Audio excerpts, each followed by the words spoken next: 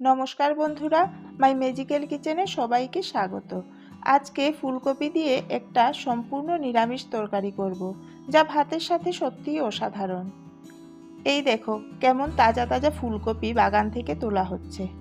পুরো ভিডিওটা তোমরা দেখো, আশা করছি ভালো লাগবে।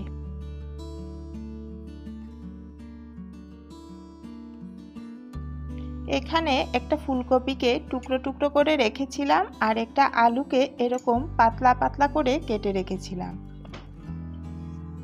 এদিকে কড়াইতে তেল গরম হয়ে গেছে, দিয়ে দিচ্ছি একটা পাঁপড়টাকে মিডিয়াম ফ্লেমে ভাজবো। তেলটা নিজেদের পরিমাণ মতো দিয়ে দিও, কারণ অনেকেই তেলটা কম খাও। আমি 3 চামচের মতো দিয়েছি। পাঁপড় ভাজতে বেশি সময় লাগে না, এরকম 4-5টা পাঁপড় ভেজে নেব। তো ভাজা হয়ে গেছে এই পাঁপড়টা, বাকিগুলো ভাজা আর দেখাচ্ছি না।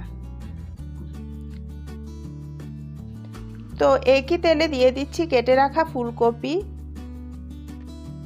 আলুগুলো দিয়ে দিলাম, দিচ্ছি হাফ টিস্পুন নুন, 1/4 টিস্পুন হলুদ গুঁড়ো। নুন হলুদ ভালো করে আলু ফুলকপির সাথে মিশিয়ে নিচ্ছি। ফ্লেম লোতে আছে, 6-7 মিনিটের জন্য ঢাকা দিয়ে রেখে দেব।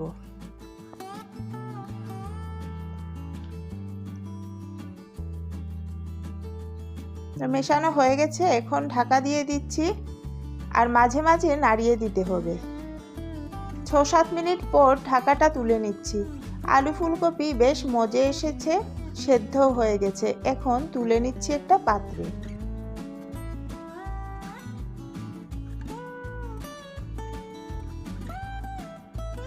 তো সবগুলো তুলে নিয়েছি।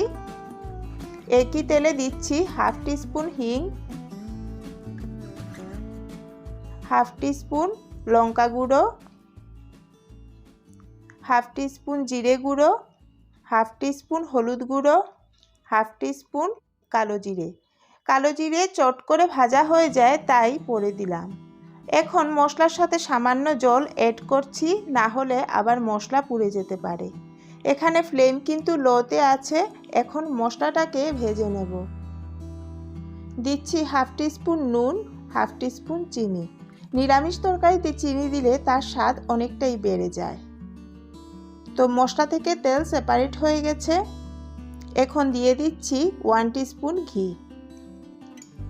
ভেজে রাখা আলু ফুলকপি ভালো করে মশলার সাথে কষিয়ে নেব।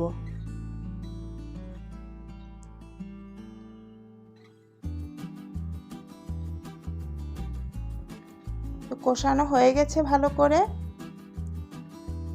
এখন দিয়ে দিচ্ছি 200 ml এর মতো জল।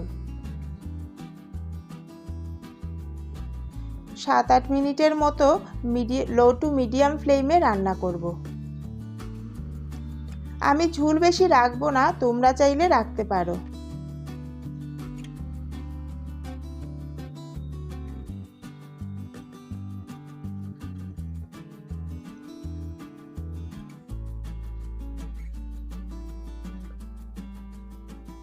সাত 8 মিনিট পরে দিয়ে দিচ্ছি ভেজে রাখা পাঁপড়টাকে এখন ভালো করে তরকারির সাথে মিশিয়ে নেব।